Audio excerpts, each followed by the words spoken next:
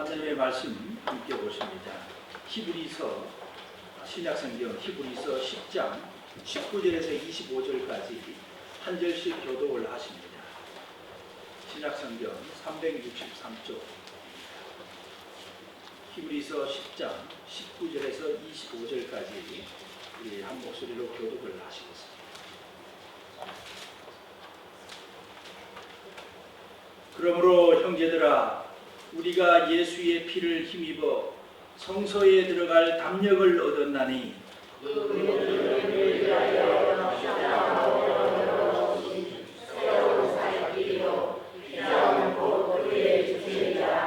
또 하나님의 집 다스리는 큰 제사장이 계시며 우리가 마음의 뿌림을 받아 악한 양식으로부터 벗어나고 모든 맑은 물로 씻음을 받았으니 사랑과 온전한 믿음으로 하나님께 나아가라. 또 약속하신 이는 미쁘시니 우리가 믿는 도리의 소망을 움직이지 말며 굳게 잡고 서로 돌아와 사랑과 신뢰를 강조하며 함께 보십니다. 모이기를 패하는 어떤 사람들의 습관과 같이 하지 말고 오직 원하여 그날이 가까움을 볼수록 더욱 그리하자. 아멘.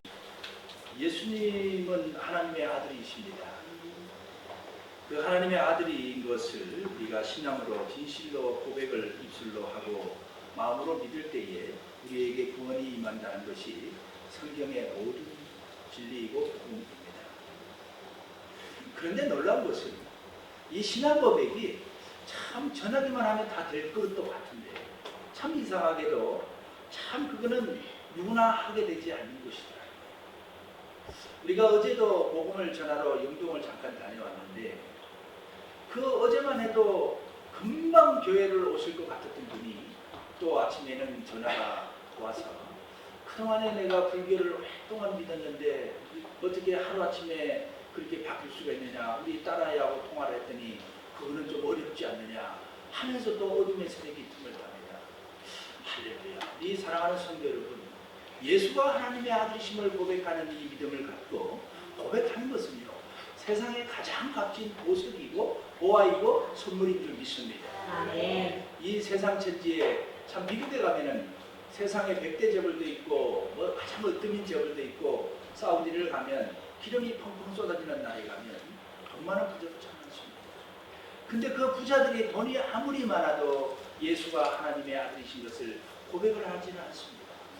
고백을 하면은 우리보다 더 좋겠죠. 돈도 많고 이 땅에서 참 은혜롭게 살아가며 주의 복음을 위해서 많은 일도 하겠지만 그래도 불행하게 그들이 만약에 예수를 하나님의 아들이신 걸로 아직도 고백할 수 없는 그 마음을 가지고 있다면 그들보다는 우리가 훨씬 축복된 삶인 줄 믿습니다. 할렐루야. 이 믿음은 성경에 의하면 하나님의 말씀은 이 믿음을 갖는 것은 바로 하나님의 선물이기 때문에 하나님이 주시는 사람에게만 선물을 받게 되어 있다는 사실입니다. 할렐루야. 주님께서 3일 만에 부활하신 하나님의 참 아들이요, 그분이 바로 하나님이신 것을 믿으시면 우리 모두 아멘 하시기 바랍니다. 아멘. 그런 점에서 저와 여러분들은 이 세상에서 값진 보석을 가진 축복자요, 은혜로운 자리에 초대된 줄 믿습니다. 아멘. 마음의 즐거움은 양약이라도 심령의 근심은 뼈를 마르게 한다고 하였습니다. 잠언의 말씀인데요. 주변 사람들은 종종 그리스도인들이 어떻게 해서 나이에 비해서 늘 행복하고 건강해 보이는지 가끔 묻습니다. 저도 가끔 영동에 가면은 뭐 우리 황관에서는 그렇게 말씀하시는 분이 많지는 않겠지만 다른 지역에 가면은 저도 나이보다는 젊게 봅니다. 그리고 자녀가 셋이라 그러면 그래. 결혼했다 그러면 아이고 그랬습니까? 이렇게 참 놀랍니다. 네, 참 그런 칭찬을 좀 듣고는 하는데 그것이 왜 그럴까 한번 제가 깊이 묵상을 하고 생각을 해봤습니다. 그것은 바로 우리가 예수 그리스도를 믿고 우리 마음속에 참 평소에는 손꼽아서 이렇게 축복을 세워보지는 못하지만 우리의 마음속에 깊이 들어온 놀라운 축복의 은혜가 우리를 그렇게 바꾸는 줄 믿습니다. 아멘. 저와 여러분들도 틀림없이 그 축복을 받고 이 자리에 초대된 것입니다. 아멘. 성경은 말씀합니다. 구원에 대하여 즐거움을 갖고 즐거운 마음을 가지고 살면은 우리가 늘 행복하게 된다, 늘 기뻐하게 된다는 것이 하나님께서 우리를 향한 말씀이었습니다. 힘든 일들이 많고 스트레스가 많이 쌓이는 이 시대에 어떻게 우리가 이 즐거운 마음을 가지고 살 수 있을까? 그것은 어떻게 즐거운 마음을 가질 수 있을까의 문제인 것이죠. 시편 95편 1절에 보면 오라 우리가 여호와께 노래하며 우리의 구원의 반석을 향하여 즐거이 외치자. 우리가 감사함으로 그 앞에 나아가며 시를 지어 즐거이 그를 노래하자. 여호와는 크신 하나님이요 우리에게 구원을 주신 하나님이시기에 우리가 그의 궁정을 향하여서 지성소로 들어가게 되고 우리가 즐거이 감사로 여호와를 찬양한다고 노래하자고 시편 기자는 우리를 향하여 외치고 있습니다. 모든 일에 감사할 일을 찾아보면 참 많습니다. 그 중에서도요 우리가 감사할 제목은 우리가 여호와께 부름을 받아서 예배자로 섰다는 사실이에요. 예배자로 서서 주는 살아계신 하나님이요 그 믿음의 고백을 하면서 주의 임재하신 곳으로 우리가 초대받아서 주님 앞으로 나가고 있다는 사실입니다. 할렐루야. 이 기쁨 가운데 늘 성령 충만한 삶을 사시기를 주의 이름으로 축원해드립니다. 참으로 우리가 돈이 많고 많은 이 육신적인 이 세상 가운데 되어지는 일들이 하나하나 순조롭게 잘 풀리는 것도 중요하지만 하나님께서는 이미 우리에게 많은 축복들을 선물해 주셨습니다. 베드로전서 5장 7절에는 너희 염려를 다 주께 맡기라. 이는 그가 너희를 돌보심이라. 할렐루야. 믿음을 선물로 주시고 또한 하나님의 자녀 삼으셔서 오늘도 저와 여러분들을 돌보신다고 하나님은 약속하셨고 우리에게 말씀하셨습니다. 구원에 감사하는 이 마음을 우리는 어떻게 표현을 해야 될까요? 항상 우리는 주 안에서 행복할 만한 이유를 찾을 수 있습니다. 찾는 자가 여호와를 만나고요. 기도하는 사람이 응답을 받게 되고요. 그렇습니다. 기도하지 않는데 어떻게 주님 앞에 응답이 있겠습니까? 기도를 해야 응답이라는 축복도 나의 삶 가운데 있는 것이고요. 내가 주 안에서 행복한 일이 무엇인가 하고 찾는 분들에게 놀라운 하나님의 보석을 많이 갖게 된 줄 믿습니다. 오늘 본문을 통하여서 하나님께서는 우리들에게 말씀하셨습니다. 18절에 이것들을 사하였은즉 우리 죄입니다. 우리 죄를 사하였은즉 다시 죄를 위하여 제사드릴 것이 없느니라. 할렐루야. 이 기쁨의 가운데 우리가 예배자로 초대가 되었는데 이 예배자와 그리고 축복이 무엇인지 함께 은혜를 나누도록 하겠습니다. 예배자는 성서적으로 불러냄을 받은 사람이라고 말씀하고 있습니다. 우리가 하나님께 찾아온 것이 아니라 하나님이 우리를 예배자로 불러서 우리가 하나님 앞에 나왔다고 성경은 가르치고 있습니다. 출애굽기 5장 우리 1절에서 3절 말씀을 함께 보시겠습니다. 출애굽기 5장 1절에서 3절 말씀입니다.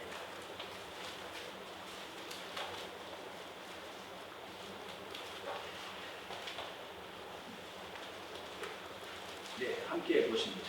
그 후에 모세와 아론이 바로에게 가서 이르되 이스라엘의 하나님 여호와께서 이렇게 말씀하시기를 내 백성을 보내라. 그러면 그들이 광야에서 내 앞에 절기를 지킬 것이니라 하셨나이다.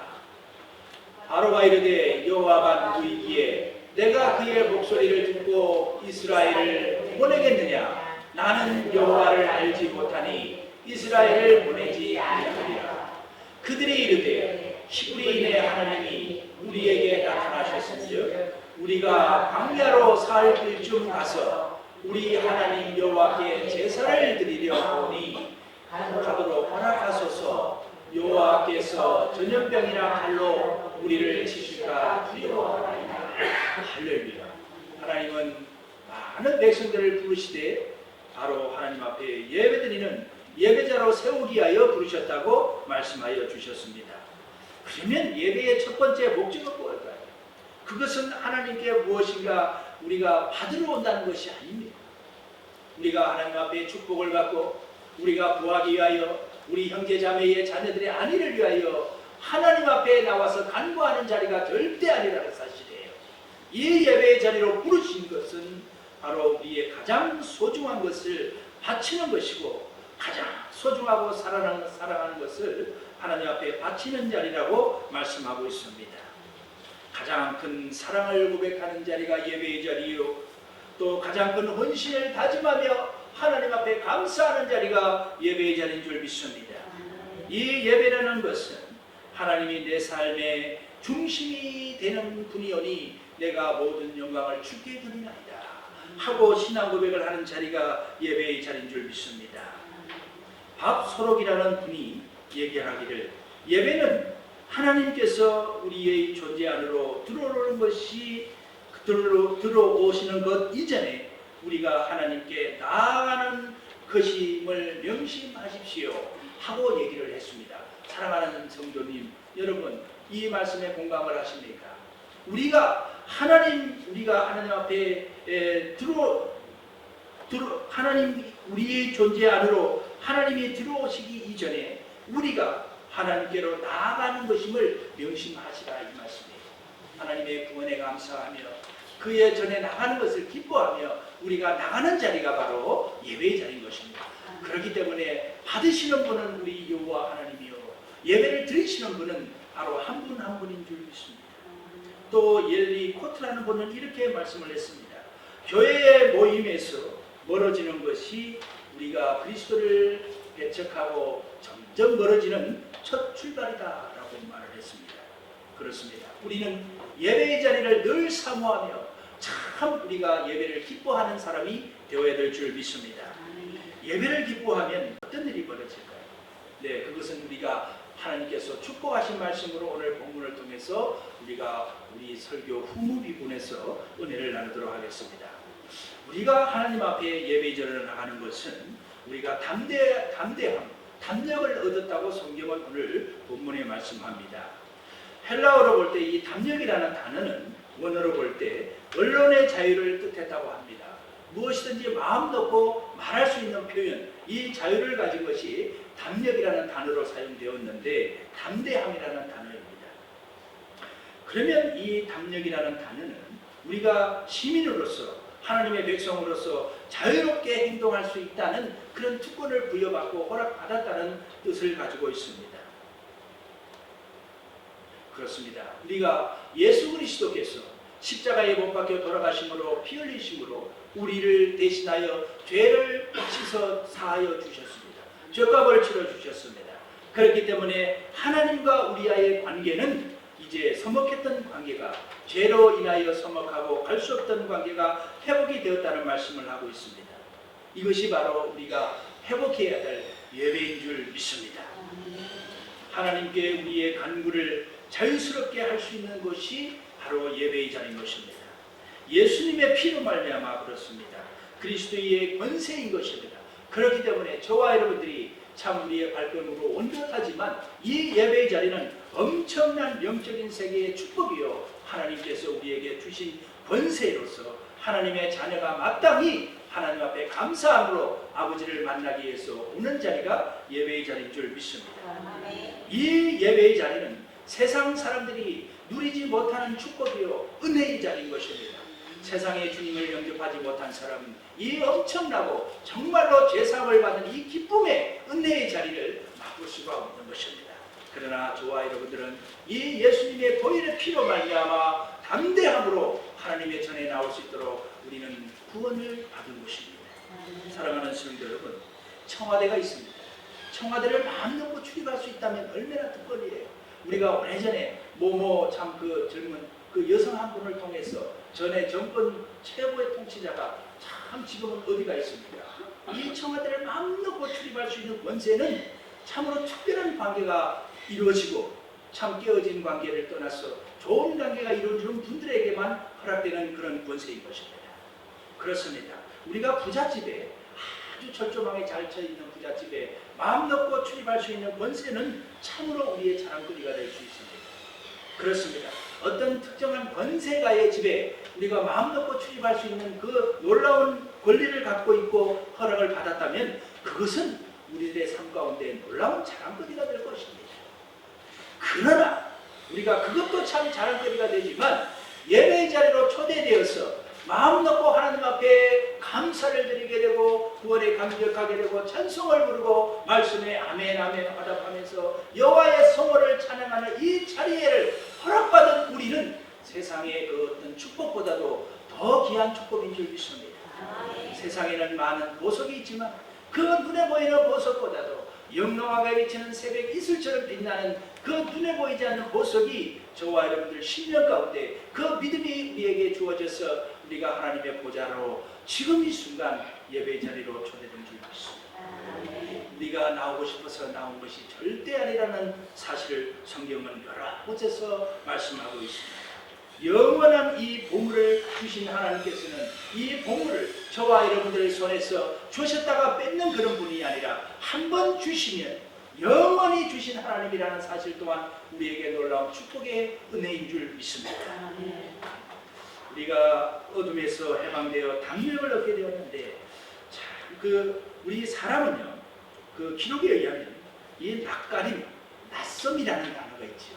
우리는 어디 가면 처음 만난 사람에게는 좀 쭈삣쭈삣하고 낯섭니다. 그래서 대화에도 잘 되지도 않고 참 서먹한데 이 기록에 의하면 생후 8개월쯤 될 때 이 어린아이가 가족 외의 사람들을 접할 때 성장 과정에 자연스럽게 생기는 것이 낯섦이라고 합니다. 이 낯섦이 우리가 성인이 되어도요 낯선 사람하고 만났을 때는 서먹하게 되고 말도 제대로 나오지 아니하고 눈치를 보게 되고 상대방이 뭐라 했을 때에 공감이 되고 말을 나누고 이렇게 했을 때에 서로 공감대가 형성이 됐을 때에 우리는 낯섦이라는 단어가 안개처럼 사라지는 것을 볼 수가 있습니다. 그런데요 저는 이 복음이 우리가 사도 바울이 참 이 낯섦을 가지고 있던 이 사도 바울이 그 유대주의자였던 이 사도 바울이 주님을 만난 이후로는 이 낯섦이 없고 부끄러움이 다 떠나간 사람으로 변화가 되었어요. 사랑하는 성도 여러분, 우리 그리스도인들도요 이 낯설고 낯선 이 낯섦이 우리는 예수를 영접함으로 우리가 믿지 않는 많은 사람들을 찾아가서 예수 믿으십니까? 참 예수 믿으세요? 예수님 한번 영접해 보세요. 좋은 일이 생기고 참 기쁨이 생깁니다. 이렇게 전도를 할 수 있는 것은요 우리가 예수를 만나서 믿음을 선물로 받았기 때문에 이미 우리에게 변화의 축복을 하나님께서 주셨기 때문에 그렇게 하신 줄 믿습니다. 복음을 받은 사람은 예배자로 부름을 받아서 담력을 얻어서 하나님께 나가고 복음을 외칠 수 있는 사람으로 변화가 되는 것입니다. 그리스도를 알지 못하는 우리 많은 사람들이 있죠. 이 사람들은 양심이 흐려져서 자신의 악을 바로 깨닫지 못한다고 성경은 말합니다.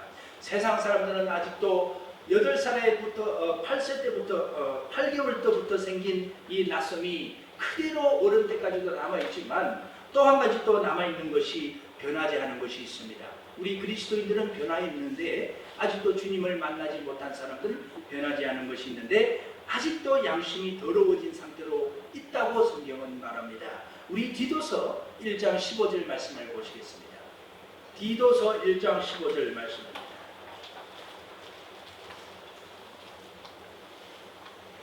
디도서 신약성경 디도서 1장 15절 말씀입니다. 네, 함께 보시겠습니다. 디도서 1장 15절 말씀입니다. 깨끗한 자들에게는 모든 것이 깨끗하나 더럽고 믿지 아니하는 자들에게는 아무것도 깨끗한 것이 없고 오직 그들의 마음과 양심이 더러운지라. 아멘. 믿지 않는 사람은요 아직도 양심이 더러워진 상태로 있다고 하나님은 우리에게 말씀하십니다. 누구든지 양심이 제 기능을 다하게 하려면 우리는 그리스도를 만나야 됩니다. 그렇게 해서 양심이 회복이 되어야 됩니다. 그렇습니다. 오늘 본문에서 우리는 주님 안에서 부끄러운 나의 모습이 변화되어 담력을 얻었다고 말씀하셨고 또 22절에는 우리가 마음의 뿌림을 받아 약한 양심으로부터 벗어나는 몸은 맑은 물로 씻음을 받았으니 참 마음을 갖게 되었다고 말씀하고 있습니다. 구약의 제사장들은요 성막에 들어갈 때에 이 성소와 지성소가 이렇게 두 군데가 있었습니다. 들어갈 때에 그들은 반드시 성소에 들어가기 전에 규례대로 몸을 깨끗이 씻어서 정결하게 한 다음에 성소에 들어갈 수가 있었습니다. 그런데 오늘날 이 예수 그리스도께서 보배로운 피를 십자가에서 흘리심으로 우리가 휘장이 위에서부터 하늘로부터 쫙하니 찢어짐으로 우리는 하나님의 성소에 언제든지 자유롭게 들어갈 수 있는 신분으로 변화가 되었습니다. 할렐루야. 복음을 받으면요, 복음을 받으면 살인자가 전도자로 바뀝니다. 양심이 살아나기 때문에. 복음을 받으면 사기꾼이 변하여 전도자로 변하는 것이에요. 또 복음을 받으면 이 배신했던 사람이 변하여 주님을 증거하는 증거자로 변하게 되는 것입니다. 그렇습니다. 우리는 또 예배자로 우리가 설 때에 하나님 앞에 문제가 해결되는 살 길을 열어주셨다는 사실이에요. 우리가 예배를 드리러 오는 이 자리에 첫 번째는 우리가 담력을 얻게 됐고, 또 우리는 양심이 회복이 되었고, 또 한 가지는 우리가 하나님 앞에 예배자로 섰을 때에 모든 문제가 해결되는 살 길이 우리에게 열리기 시작하였다는 사실입니다. 할렐루야. 기쁘지 않으십니까? 우리가 예배를 드릴 때에 놀라운 축복이 임한다는 것을 성경은 말씀하고 있습니다. 주님께서요, 오늘 20절의 말씀에 그 길은 우리를 위하여 휘장 가운데로 열어놓으신 새로운 살길이요, 주님께서 우리들을 향하여 구원의 새로운 살길을 열어놓으셨고, 저와 여러분들이 예배를 드릴 때에 예배의 권능을 통하여서 저와 여러분들의 삶에 놀라운 살길이 자꾸자꾸 생긴다는 말씀을 오늘 본문은 저와 여러분들에게 축복을 해주고 있습니다. 할렐루야, 할렐루야. 그렇기 때문에요, 이 예배의 축복을 아는 분들은요, 예배를 사모하며 기다리고 있습니다. 그래서 야, 주일이 언제 올까? 가서 내가 하나님 앞에 찬양드리고 그의 성소에 들어가서 주의 임재에 가득하고 그렇게 예배가 회복되니 내 삶에 기도드리는 것들이 아름답게 해결이 되고, 내가 그동안에 금심했던 것들이 어떤 안개처럼 싹 사라지고, 내가 그동안에 두려웠던 것들이 근심이 변하여 기쁨이 되고 찬송이 되고, 주 안에 있는 나에게 당근심이 있으려 참 찬송이 되는 줄 믿습니다. 아멘. 이것이 어디에서 오는 축복일까요? 바로 저와 여러분들이 예배의 장을 통하여서 이 살길이 열리게 된다는 말씀입니다. 아멘. 예배를 드렸는데 저절로 문제가 해결이 됩니다. 우리 사랑하는 믿음의 조상 아브라함 보십시오. 그가 하나님께서 그의 믿음을 보시기 위하여 100세에 얻은 내 사랑하는 아들을 이삭을 제물로 드려라. 그 말씀에 순종하여 아브라함은 그 예배를 드리기 위하여 모리아 산으로 사랑하는 아들을 데리고 모리아 산을 향하여 갔습니다. 그 예배의 자리에서 순종하며 여호와의 성을 찬양하며 이삭을 드리려고 할 때에 하나님께서 아브라함에게 무엇을 준비해 놓으셨습니까? 숲풀 가운데 순양을 준비해 놓으셨어. 아브라함아, 아브라함아, 내 믿음을 나니 손대지 마라 하고 이미 하나님은 예배를 드리는 자에게 축복의 선물로 살 길을 열어놓으신 줄 믿습니다. 아멘. 사도행전 10장에 보면은 카이사레의 고넬료라고 하는 그 이탈리아의 그 백부장이 있습니다. 그 백부장이 주님을 그렇게 사모하고 경건되고 구제에 힘쓰고 기도하는 예배의 생활을 하니 하나님께서 그를 어여삐 여기사 사도 베드로를 보내어 제사함을 얻게 하고 구원의 선물도 준비해 놓은 줄 믿습니다. 아멘. 또 사도행전 16장에는 바울과 실라가 복음 전하는 데 힘쓰다가 감옥에 갇혀버렸어요. 그 감옥에 갇혔는데도 그들이 그 감옥 속에서요 찬송을 부르고 기도를 하니 옥문이 열리고 지진이 일어나서 그들의 창고가 풀리고 참 해방의 기쁨을 누릴 수가 있었습니다. 할렐루야. 사랑하는 성도, 저와 여러분들의 삶 가운데 많은 두려움과 외로움과 힘든 일이 있으십니까? 그런 일들은요, 예배를 사모해 보십시오. 주의 궁정 안으로 들어오 보십시오. 자기 근심이 변하여 찬송으로 바뀐다는 것이 하나님의 축복의 말씀입니다. 예배 중심의 삶, 하나님은 모든 문제를 해결하여 주시는 줄 믿습니다. 이 축복을 체험하시고 날마다 영적으로 성장하고 믿음이 자라서 하나님께서 기뻐하시는 많은 일을 감당하는 저와 여러분들 되시기를 주의 이름으로 축원을 드립니다. 이것을 오늘날 예배의 권능이라고 부릅니다. 예배의 권능입니다. 예배가 그저 와서 하나님 앞에 참 예배가 드리고 딸랑하니 가는 것으로 끝나는 것이 아니에요. 우리가 기쁨과 감사, 그의 궁정을 사모하며 예배를 드릴 때에 하나님은 그저 받고 떼먹는 분이 아니라 저와 여러분들의 삶 가운데 놀라운 문제 해결과 축복을 가지고 기다리실 줄 믿습니다. 아멘. 오늘날도요, 참 참 양아치 같은 인간들, 그리고 사기치고 감옥에 갔다 온 사람들요, 다 그곳에서 주님을 만났어요. 참 딱하니 나오니 교회 찾아가고 예배를 드리고 주님을 만나니 예배가 회복되니까요, 그들이 목사도 되고요, 장로도 되고요, 참으로 전도자도 되고요, 선교를 하는 일꾼들도 되고, 그렇게 바뀌는 것이 아니겠습니까? 그 바뀌고 은혜 받는 자리가 바로 예배를 자리를 사모할 때에 이루어진 줄 믿습니다. 자, 그러면 우리가 이 예배 자리로 초대가 되었었는데, 이 예배는 오늘 본문에서 히브리 기자는 우리들에게 어떻게 예배를 드려야 된다고 가르치고 있을까요? 그 예배는 우리가 오늘 22절에 처음에 첫째로는 참 마음과 온전한 믿음으로 하나님께 나가자고 히브리 기자는 우리들에게 권면을 하고 있습니다. 하나님은 우리들에게 참 마음과 온전한 믿음으로 하나님께 예배를 드리거라 하고 말씀하고 있습니다. 이 참 마음을 갖는다는 것은 무슨 말씀일까요? 순수한 마음이에요. 거짓 없는 마음입니다. 참되고 순수하고 성실한 마음, 진리에 아주 부합되는 그런 마음이에요. 사랑하는 성도 여러분, 요즘에도 오늘날에는 뭐 믿음만 있으면 구원받는 거지, 그래서 집에서 인터넷을 켜놓고 참 그 대중매체를 통하여서 예배드리고 아멘 아멘하고 헌금하고 이런 분들도 가끔 있다고 그럽니다. 그러나요, 참 그런 예배자의 생활이 진정 하나님 앞에 진리에 부합되는 예배라고 볼 수가 있겠습니까? 하나님은 주의 궁전을 사모하는 자를 사랑합니다. 그의 중심을 보십니다. 그 중심을 보시고 찾아오는 자를 기뻐하시고 예배드리는 자에게 기뻐하시며 그 길을 인도해 주시를 믿습니다. 참 마음을 가지고 하나님 앞에 순수한 마음을 가지고 우리는 예배를 드려야 됩니다. 진리이신 그리스도 안에서 우리가 새롭게 된 마음으로 예배를 드리라고 하는데, 온전한 믿음, 새롭게 된 믿음, 온전한 믿음, 어떤 믿음인가요? 새롭게 된 마음을 갖는다는 것은 우리가 죄 앞에 부끄러움을 갖는 마음인데요, 죄 앞에 부끄러워할 수 있는 것은 누구를 만났을 때에 우리가 죄를 참 싫어하고 죄책감에 사로잡히면서 주 앞에 통회하고 자복할까요? 그것은요, 죄를 심판하는 주권자이신 주님을 만날 때야만이 우리가 죄 앞에 부끄러워할 수 있는 것입니다. 사랑하는 성도 여러분, 죄 앞에 부끄러움을 아는 여러분들은 이미 주님 앞에 축복받은 분들이십니다. 새롭게 된 마음을 소유하신 분들입니다. 회개를 하신 분들입니다.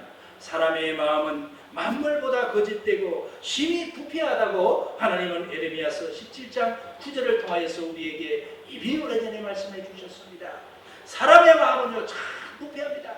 그러나 이 부패하기 때문에 우리가 주님을 만나기 전에는 죄를 죄로 보지도 않아요. 헤헤, 그까짓 거 무슨 소용, 너나 가거라 하고 그러지요.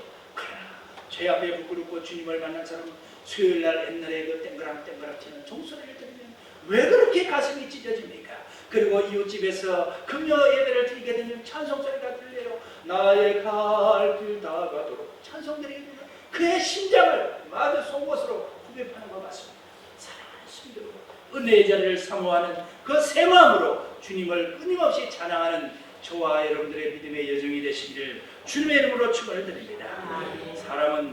사람을 더럽게 하는 것은 음식이나 씻지 않는 손이 절대 아닙니다. 사람을 더럽게 하는 것은 그 마음이 부패한 데서 오는 것이에요. 사람이 음식을 먹으면 배설물로 나오는 것으로 끝이 나지만, 진정 사람을 더럽게 하는 것은 못된 생각이고 죄를 부끄럽게 생각하지 아니하고 여호와를 두렵지 않게 생각하는 그 사람의 마음으로부터 부패한 것이 나오는 것인 줄 믿습니다.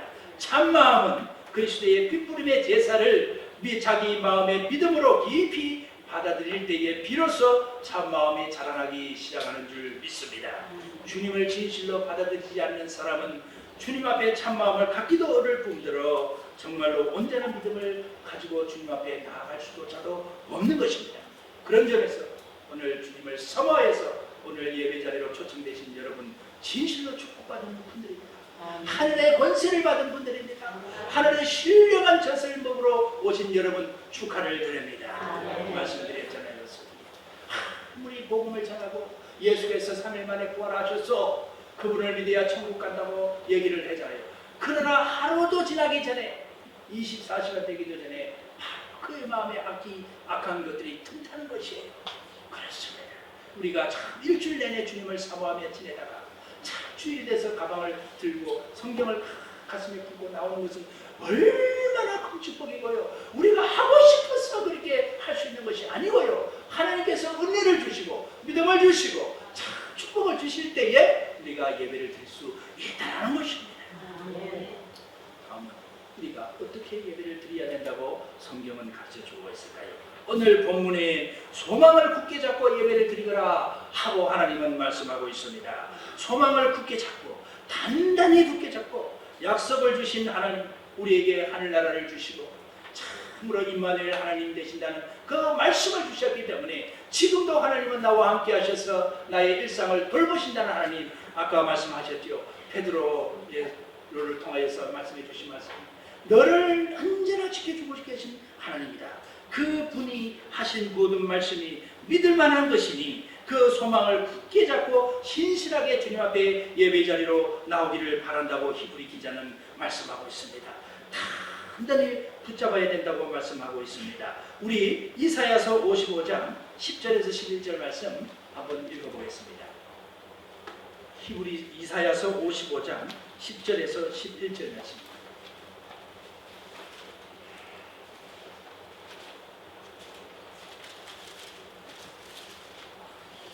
이사야 55장 10절 11절 55장입니다. 네, 함께 보십니다. 이는 비와 눈이 하늘로부터 내려서 그리로 돌아가지 아니하고 땅을 적셔서 소출이 나게 하며 싹이 나게 하며 파종하는 자에게는 종자를 주며 먹는 자에게는 양식을 줌과 같이 내 입에서 나가는 말도 이와 같이 헛되이 내게로 돌아오지 아니하고 나의 기뻐하는 뜻을 이루며 내가 보낸 일에 형통함이니라. 할렐루야. 이 형통함의 축복을 그냥 그저 붙들지 않고 그냥 있는 것이 아니라 이 말씀이 우리의 삶 가운데 형통하게 이루어지기를 꼭 붙들으라는 말씀을 해주고 있습니다. 이 형통함을 붙들고 예배 자리로 오시라는 말씀을 하나님은 해주고 있습니다. 세 번째로 우리가 예배 자리로 올 때 어떤 마음을 가지고 어떤 믿음을 가지고 예배를 드려야 되는가? 그것은요, 모이기에 힘쓰는 마음으로 오시라는 거예요. 예배 자리를 사모하는 마음으로 오라는 것이니 한 주일 동안 있다가 먼지만 툭툭 들고 성경을 들고 와서 예배를 드리지 말라, 이 말씀을 해주고 있습니다. 사모하는 마음으로 모이기에 힘쓰는 마음을 가지고 오늘 25절을 통해서 말씀해주고 있습니다. 로마서 12장 15절 한번 읽어볼까요? 로마서 12장 15절 말씀입니다.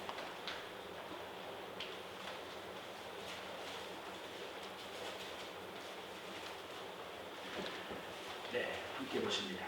즐거워하는 자들과 함께 즐거워하고 우는 자들과 함께 울라. 아멘.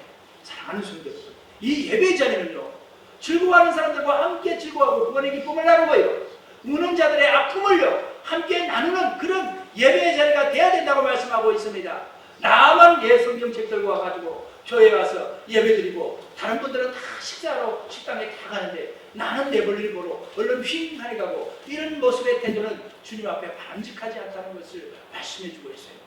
어떤 사람이 지금 아픔이 있고 괴로움이 있고 그분을 위해서 내가 무엇을 해주고 도와줘야 될 건지 눈여겨볼 줄 아는 그 마음이 있어야 하고요, 또 기쁜 일이 있으면 기꺼이 내도 그 기쁜 자리에 함께 해줄 줄 아는 그 마음을 가지고 하나님 앞에 예배 자리로 오라는 말씀을 해주고 있습니다. 성도들이 서로에게 주목하는 일에 힘쓰라는 말씀이에요. 여기서 모이기에 힘쓰라. 힘쓰는 것은 무엇을 힘써야 될까요? 이 히브리 기자는 어떤 데 뜻을 두고 이 힘쓰라고 했을까요? 그것은요, 성도들이 서로 주목하는 일에 힘쓰라는 거예요. 서로 주목하는 일이 무엇일까요? 그것은 무슨 목적으로 서로에게 관심을 가져야 한다는 말일까요? 그것은 서로가 예배를 드리는 마음에 구원의 감격 속에서 떠나지 아니하고 신앙에서 떠나지 않도록 서로 연결해서 서로 도우라는 뜻이에요. 서로 모이게 있어요. 구원의 감격 속에서 서로 똘똘 손발을 잡고 서로 어깨를 하고 한 사람에는 나고 없이 똘똘 뭉치는 마음으로 예배의 자리로 오라고 주님은 말씀하고 있습니다. 서로의 위로와 권면은 언제나 우리에게 알게 모르게 확신과 신뢰를 만들어줍니다. 우리의 믿음 생활 속에서 확신과 신뢰를 만들어주고 다시 한번 약했던 자가 일어나게 하고 참으로 용기가 필요한 분들에게는 새 용기를 줄 수 있는 것이 서로의 위로와 권면이요 함께 드리는 예배의 자리인 줄 믿습니다. 성도의 모임이 무관심한 이들에게는 참으로 참 절대 우리가 그런 것은 해서는 안 됩니다. 정말 우리가 계속적인 사랑을 쏟고 찾아보고 간청을 하고 참으로 권면을 계속해주고 이러시면 안 됩니다. 뭐 유머도 있죠. 여기서 이러시면 안 됩니다. 그런 것도 있지만 우리는 항상 주님의 한 식구 안에서는 힘내십시오. 참, 주님이 함께 하시니 우리도 그 마음을 함께 하고 있습니다. 용기를 내십시오 하고 권면하는 저와 여러분들 되시기를 축원을 드립니다. 주님이 오실 날이 가까웠다고 오늘 본문을 말씀하시죠. 그날이 가까움을 볼수록 더욱 그리하자. 저와 여러분들은 그날이 가까움을 주님을 영접한 여러분들의 눈에는 주님이 가까움이 눈에 보인다는 말씀을 하고 있습니다. 주님이 그날이 가까움을 너희가 볼수록 더욱더 이처럼 예배를 드릴 때에 온전한 참마음과 온전한 믿음으로 주님께 나가고 그리고 소망을 굳게 잡고 더욱 모이기에 힘쓰는 마음을 가지고 예배를 사모하는 마음으로 예배 자리로 나오라는 하나님의 음성입니다. 하나님 감사합니다. 아버지 오늘 거룩하신 주의 전에 예배 자리로 초대하여 주신 주님 감사합니다. 그 은혜 말로 표현할 필요 없어 우리가 찬양으로 주님의 성호를 찬양하고 아버지 기도로 말씀에 아멘 하면서 감사드립니다. 모든 영광 주님께 드리오니 영광 받아옵소서. 예수님의 이름으로 감사하며 기도 올리옵나이다. 아멘. 자같이 하지 말고 오직 지혜 있는 자같이 하여 세월을 아끼라. 때가 악함이라. 그러므로 어리석은 자가 되지 말고 오직 주의 뜻이 무엇인가 이해하라. 술 취하지 말라. 이는 방탕한 것이니 오직 성령으로 충만함을 받으라. 시와 찬송과 신령한 노래들로 서로 화답하며 너희의 마음으로 주께 노래하며 찬송하며 범사에 우리 주 예수 그리스도의 이름으로 항상 아버지 하나님께 감사하며 그리스도를 경외함으로 피차 복종하라. 아멘. 하나님 아버지 감사합니다. 저희들에게 건강을 주시고 아버지 하나님이여 주님 이렇게 주님 앞에 찬양을 드릴 수 있도록 은총을 베푸시니 감사합니다. 마음을 다하여 찬양하라고 하신 주님의 말씀 부여잡고 늘 아버지 하나님이여 주님 앞에 헌신하며 찬양하는 우리들 에게 축복하옵소서. 이 시간에 마음을 열고 주님의 말씀을 받습니다. 주여 말씀하여 주옵소서. 예수님의 이름으로 기도합나이다. 아멘. 네, 오늘 본문에 16절 말씀에 세월을 아끼라 때가 아니라 이 세월을 아낀다 이 말뜻은 기회를 놓치지 마라 기회를 잡으라 이런 의미를 가지고 있다고 합니다. 우리가 병원에 가면은 어르신들이 지금도 많이 누워 계시고 병원에 있으면은 찬송을 못하게 해요. 우리가 지난번에 한번 어디 병원에 그 대전 갔더니 아이 찬송을 하고 했더니 아주 활짝 쫓아오더니 여기는 울리는 곳이라 찬송도 못하게 하고 참 난감한 상황을 닥쳤습니다. 우리가 이렇게 찬송을 해야 할 수 있는 것은 첫째는 조건이 건강해야 찬송을 할 수 있고요. 또 두 번째로는 믿음이 있어야 찬송을 할 수 있는 거잖아요. 하나님이 주신 믿음이 있어야 은혜로 찬송을 할 수 있는 겁니다. 그렇습니다. 이 두 개 또 한 가지는 우리가 주의 전에 나와서 하나님 앞에 믿음을 가지고 예배를 통해서 이렇게 영광을 경배를 돌리는 것이죠. 이 삼박자가 맞아야 되는데 이 삼박자가 맞다는 것은 하나님께서 우리를 특별히 참 불러주시고 은혜를 주셨기 때문에 우리가 찬양할 수 있는 자리에 선 줄 믿습니다. 그 뭐 아시는 대로 타이거 우즈 하면 골프를 잘 치잖아요. 그래가지고 메이저 대회나 이렇게 우승도 참 많이 했는데 특히 이 골프라는 운동은 삼박자가 맞아야 좀 칠 수 있다고 합니다. 첫째는 좀 돈이 있어야 돼요. 돈이 조금 있어야 그 운동도 할 수가 있고 두 번째는 시간이 있어야 된다고 합니다. 시간이 그거 즐길 수 있는 시간이 있고 한 번 가서 운동을 하기 시작하면 4시간은 해야 되니까 시간이 있는 분들 그리고 세 번째는 건강이 뒷받침돼야 운동을 할 수 있다고 합니다. 뭐 골프를 한 제가 예를 들어서 설명을 드려서 죄송스럽기도 하지만 우리가 이 특별히 신령한 노래를 부를 수 있는 것은 하나님 앞에 참 삼박자가 맞기 때문에 하나님이 우리를 불러서 영광을 받으신 줄 믿습니다. 아멘. 오늘 이 신령한 노래를 부르시는 우리 성가대 참 헌신 예배를 드리는 뜻깊은 예배의 날인데 하나님 앞에 감사와 영광을 돌립니다. 우리는 찬송함으로 감사함으로 그분의 하나님 계시는 지성소에 들어갑니다. 성경을 어디를 봐도 하나님이 우리를 예배 때 찾아오신다는 얘기는 없어요. 인재를 해서 구름에 가득한 곳에 모세 시내산에서 그 하나님의 인재 가운데 우리가 모세나 이스라엘 백성들이 찾아가서 예배를 할 때 하나님께서 구름 가운데 나타나셔서 말씀하시는 것이지, 우리가 찬양을 드릴 때에 하나님께서 우리의 곁으로 내려오시는 것이 아니고, 내려오시는 것이 아니고 우리가 그 반대로 우리가 하나님께로 찬양을 가지고 하나님의 보좌로 나가는 겁니다. 그렇기 때문에 참 우리 피조 세계에서 하나님께 영광을 돌리는 것은 참으로 영광스러운 자리가 아닐 수가 없습니다. 우리는 하나님의 인재 안에 있기를 늘 원합니다. 하나님의 인재의 여러 가지 표현들이 성경에는 나오는데 하나님은 무소부재하시기 때문에 언제 어디서나 계시는 것입니다. 그리고 예수님께서 말씀하실 때 두세 사람이 모인 곳에 나도 있다 하고 말씀하셨듯이 예수님은 우리 그리스도인들이 모인 자리에 임재하십니다.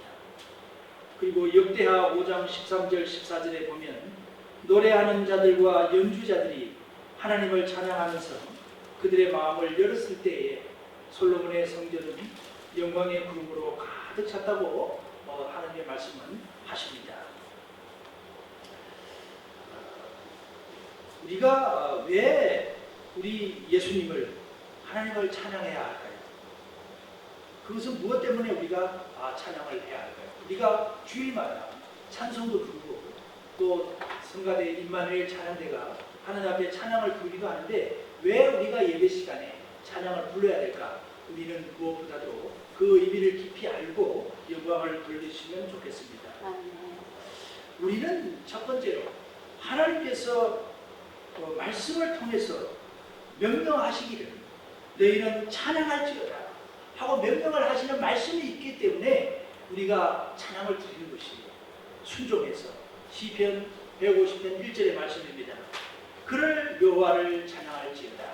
우리가 기분이 내켜가지고 예배에 정해진 틀에 맞춰서 순서에 돼 있기 때문에 여러분들이 예배에 참여자이기 때문에 예배를 찬양을 드리는 것이 아니라 하나님께서 찬양을 드릴 때요 어느 순간 찬양을 드릴 때마다 하나님께서 말씀하시기를 너희는 그 성호를 찬양할지어다 찬양하라고 했기 때문에 우리가 그 말씀에 순종하여 각자가 하나님 앞에 영광의 찬양을 드리는 겁니다. 그때 하나님께서 영광을 받으시는 것이죠. 그렇습니다. 또 하나님은 우리에게 왜 찬양을 하라고 하셨을까? 우리가 왜 찬양을 할까? 하나님께서는 우리의 찬양 가운데 거하시기 때문에 우리가 찬양을 하는 겁니다. 우리가 찬양하지 않고 밍숭밍숭한데 하나님께서 우리에게 임재하셔서 놀라운 역사를 하시겠습니까? 우리가 사도 바울과 실라가 복중에 갇혔을 때에 찬양했을 때에 주님의 놀라운 역사심이 있었듯이 우리가 언제나 신방을 가도 어디 가나 찬양을 할 때에 하나님의 놀라운 영광이 가득할 줄 믿습니다. 또 우리가 왜 주님을 찬양해야 할까?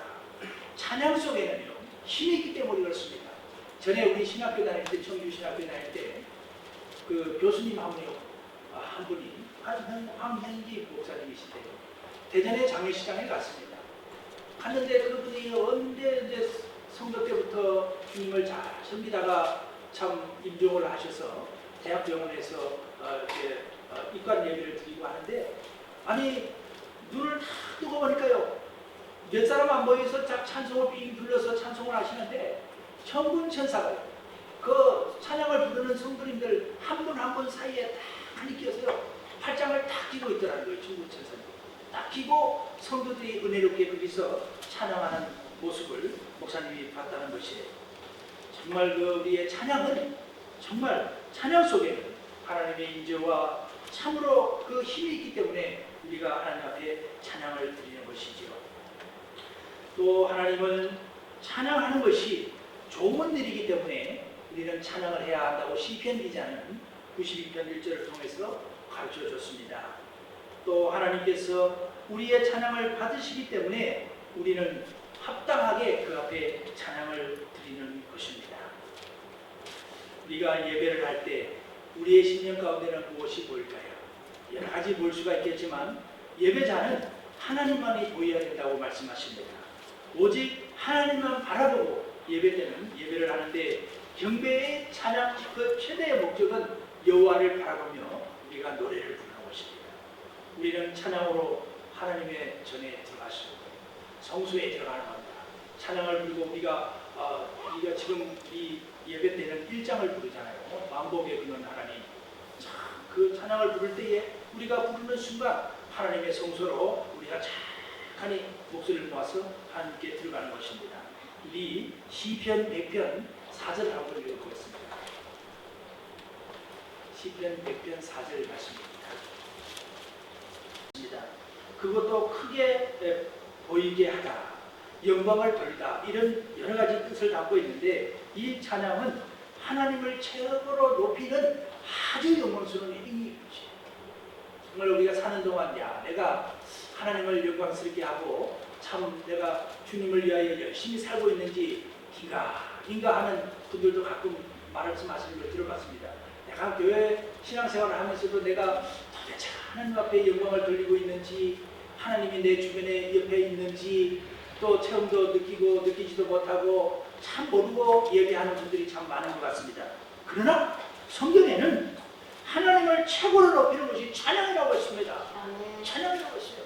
그래서 저와 여러분들이 예배 때 찬양을 부르는 것은 여호와의 성호를 찬양하며 그분을 최고로 높이는 영광스러운 행위를 그때마다 하시는 겁니다. 하나님이 얼마나 기뻐하시는 것인지 모릅니다. 그렇습니다. 이 찬양, 여호와를 최고로 높이는 것이죠. 그 찬양을 할 때 우리는 특별한 축복을 받습니다. 우리 야곱의 12지파 중에 유다 지파가 있잖아요. 유다는 그 뜻이 원래 찬양하다 이런 뜻을 갖고 있습니다. 유다 지파가 그 창세기 29장 35절 우리 한번 볼까요? 직장요. 창세기 29장 35절.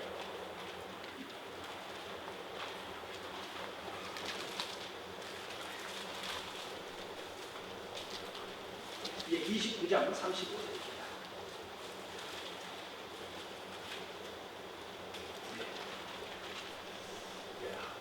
함께 보시겠습니다.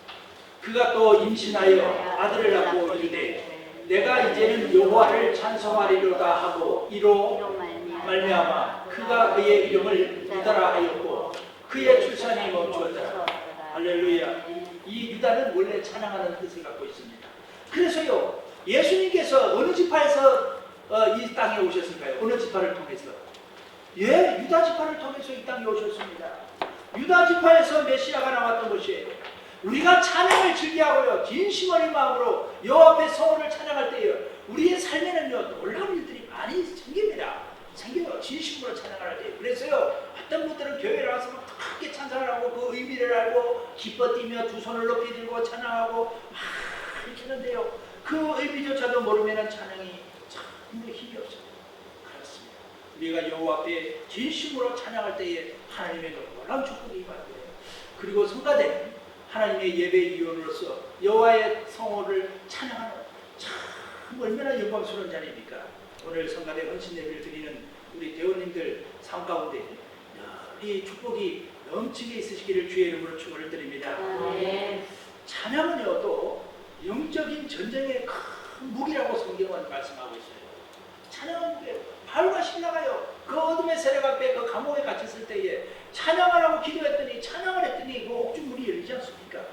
전쟁에서 승리하는 그 이스라엘 백성들이 여리고성을 그 7바퀴 마지막 날 볼 때에 크게 함성 지른 것이요, 그게 뭐겠어요?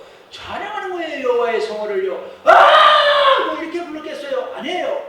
여호와를 송축합니다. 내 나팔을 불고 온 그 백성들이 여리고성을 돌면서 하나님 앞에 박수치면서 여호와의 성호를 찬양하는 것입니다. 여러분들이요, 가끔 힘들고 두렵거나 참 어려운 일을 만났을 때에 찬양 한번 해보십시오. 얼마나 은혜가 되는지 모릅니다. 골방에 앉아가지고 이 곡조 있는 기도 찬송을 해보십시오. 그러면요 사랑하는 성도님들 눈에서 눈물이 들기똥같이 떨어질 것이고요. 하나님께서 얼마나 은혜를 주시는 줄 모릅니다.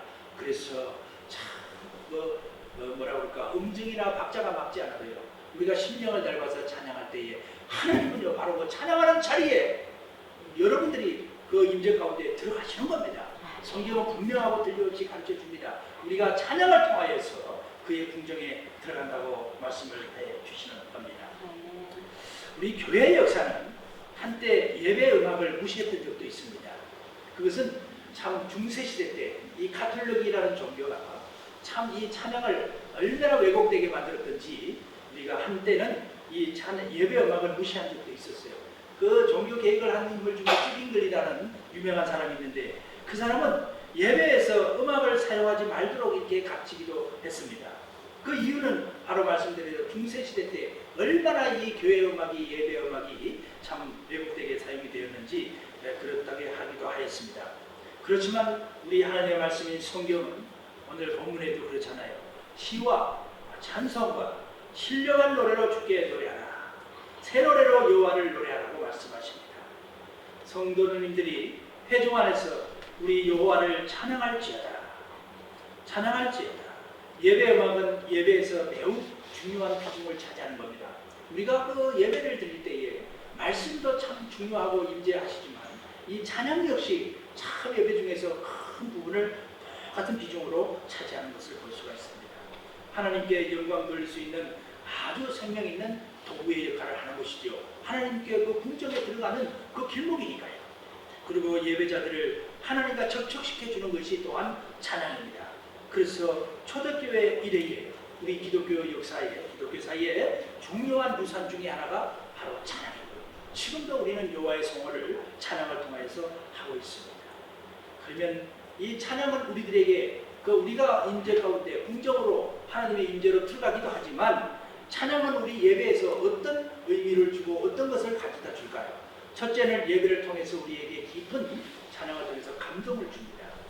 예배자의 마음을 움직여서 더욱 진리 가운데 바로 서게 하고 적극적으로 예배하는 데 도움을 주십니다. 그래서 우리는 입을 크게 벌려 하나님을 찬양해야 됩니다. 그리고 이 찬양은 예배를 원활하게 또 해주기도 합니다.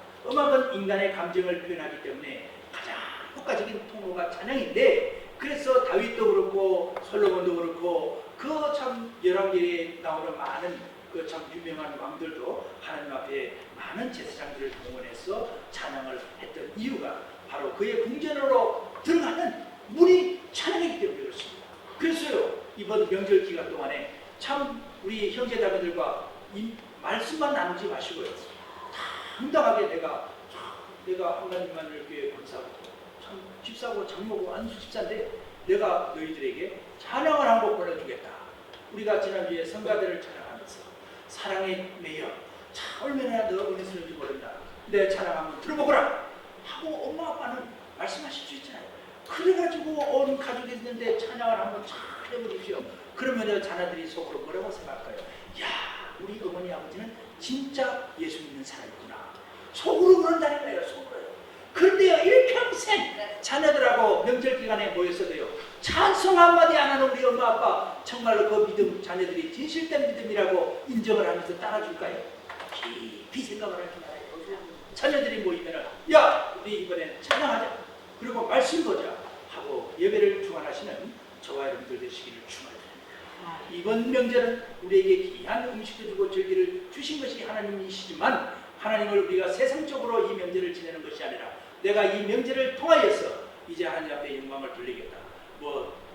두 분만 계셨던 또 여러분들이 모이신 그 자리가 예배의 자리가 되기는 우리 추석이 되시기를 주님의 이름으로 축원을 드립니다. 또 이 찬양은 우리의 생각과 느낌을 하나님을 향하도록 영광을 주는 통로가 되었기 때문에 그렇습니다. 얼마나 중요한 거예요. 그렇기 때문에 우리는 찬양을 즐기게 해야 되는 것입니다. 그리고 이 찬양을 통해서 예배에 우리는 참여하는 예배의 한 사람이 되는 겁니다. 다른 분들은 다 열심히 찬양을 부르고 한쪽에 앉아가지고 딴 생각하면서 하면은 그 예배 참여가 되잖아요. 찬양을 부를 때 하늘로부터 오는 신령한 그 은혜로움에 참 감격하고 그 공중에 들어가시는 예배자가 되시기를 축원드립니다. 아멘. 예배의 음악은 예배의 행위 자체이기 때문에 이 찬양도 중요하다고 합니다. 이 찬양 자체가 예배라는 거예요. 하나님 앞에 예배 드리는 것이 바로 이 찬양이고 또한 말씀 선포이고 그렇습니다. 우리 초대교회도 그 지도자를 통해서 그렇잖아요. 그 카타콤이라는 그 어려운 동물 생활을 하면서도 지하세계에서도 그 참 지도자를 통해서 말씀을 읽는 것이 바로 예배였고요. 그리고 참 많은 그 주님의 말씀을 모아가지고 쓴 그 책들을 읽으면서 선포하고 읽어주는 것 자체가 그 당시는 예배였습니다. 그리고 하나님을 찬양하는 찬송, 이것이 예배의 것이 오늘날 이 찬양은 저와 여러분들에게 매우 중요한 예배의 행위 자체가 되는 줄 믿습니다. 아멘. 예배 음악의 종류에는 뭐 전주가 있고 또 인내송도 있고 기도송도 있고 회중 찬송도 있고 헌금송도 있고 공헌송도 있고 찬양송도 있고 축복송도 있고 후주라는 것이 또 있는데 여러 모양의 이러한 많은 것들은 오직 여호와를 찬양하기 위한 순서에 다 맞추도록 되어 있는 것인 줄 믿습니다. 그러면 오늘 우리 성가대 헌신 예배를 드리는데 이 찬양대의 역할은 우리 예배 공동체 속에서 예배 때 어떤 역할을 하는 것일까요? 예배자들의 마음을 움직여서 더욱 풍성한 예배로 나아가게 만들어주는 역할을 하는 것이 바로 성가대의 역할입니다. 그렇기 때문에 참 미리 준비도 하고 열과 성을 다해서 온 성도들의 영적인 예배에 지대한 영향을 미치기 때문에 참 박자에도 신경 쓰고 기도하여서 은혜롭게 찬양을 준비하고 이렇게 하는 것입니다. 왜 그럴까요? 우리 하나님께 드리는 예배를 드리는 많은 분들의 예배에 영향을 미치기 때문에 그 찬양가 중요하다는 사실이에요. 두 번째로 이 찬양대의 역할은 예배자들이 자신의 음악적 표현을 함에 있어서 도움을 받게 하는 겁니다. 찬양대가 앞에서 힘차게 찬송을 막 이끌어 나가는 것 같이 보이지 않게 그렇게 할 때에 예배자들을 예배의 중심 가운데로 인도하는 역할을 하는 겁니다. 그렇습니다. 우리는 이 찬양대가 예배자의 모범이 되는 줄 믿습니다. 그러면 우리가 끝으로 이 예배 음악의 봉사자인 이 찬양대와 우리가 찬양을 부르는 우리는 봉사자의 자격은 어떻게 갖추어질까요? 모든 사람들이 예배에서 찬양을 할 수 있지만 이 성가대에 특별히 인도하시고 대원이 되는 것이고 또 가끔 예배를 인도하시는 인도자님들 그 자격은 우리가 분명히 알고 좀 하나님 앞에 쓰고 또 예배를 드려야 될 줄 믿습니다. 첫 번째는 구원의 믿음을 확실히 가진 자, 확신도 없는 사람이 세상적으로 참으로 영을 가지고 찬양을 인도할 수는 없습니다. 하나님이 영광을 받으시는 그 자리는 매우 중요하고 참 복된 자리고 신령한 자리이기 때문에 우리가 첫째는 구원의 확신과 믿음을 가지고 찬양에 서야 될 줄 믿습니다. 구원을 받았다는 것은 하나님의 백성이라는 뜻이지 않습니까? 하나님의 백성이야 하나님의 교회에서 봉사도 할 수 있고 헌신도 할 수 있는 것입니다. 두 번째로 이 봉사자의 자격은 충성스러운 교인이어야 되는 것이에요. 하나님 앞에 참 찬양대만 하는 것이 아니라 교회의 성도의 부족한 점이 무엇인지 또 그 영혼에 참 채워줘야 될 부분이 무엇인지 설선에서 대화도 나눠보고 또 아픔을 좀 보듬어줄 줄 아는 그런 충성스러운 교인일 때 비로소 그분들은 교회 앞에서 많은 성도들 앞에서 찬양도 이끌고 성가대에서 헌신도 할 줄 있습니다. 세 번째로 봉사자의 자격은 재능 있는 음악인이 되어야 됩니다. 물론 뭐 현대에서 많은 재능 있는 사람들만 하는 건 아니지만 그래도 우리는 재능 있는 사람이 되기 위하여 필요하면 악기도 배우기도 하고 참 음악학원이라도 다녀보고 우리 영종순복음교회 지휘하시는 우리 집사님이요. 그분이 그 수가성 재단을 부지를 헌신하신 분이에요. 지금은 이제 장로님이 되시는데 제가 있을 때만 해도 아주 집사님까지 되시는 걸 보았는데 그분은 참 그 하나님께서 은사를 주시기로 어렸을 때부터 그렇게 성가대 음악이 좋고 성가대 헌신하고 싶대요. 뭐 저는 참 어렸을 때부터 부름받고는 말씀이 저한테는 그렇게 10년 가운데 깊이 부름받겠듯이 전혀 다른 쪽에 그분은 찬양으로 그렇게 깊이 사명을 받았던 것 같습니다. 그래서요 그는 참 뭐 대학도 떳떳하게 음대들 나온 것도 아닌데요 그래서 그는요 하도 자기가 찬양의 지휘도 하고 싶고 참 찬양을 잘해보고 싶어가지고요 그 대학 같은데 학원 다니면서 학원을 다녔어요.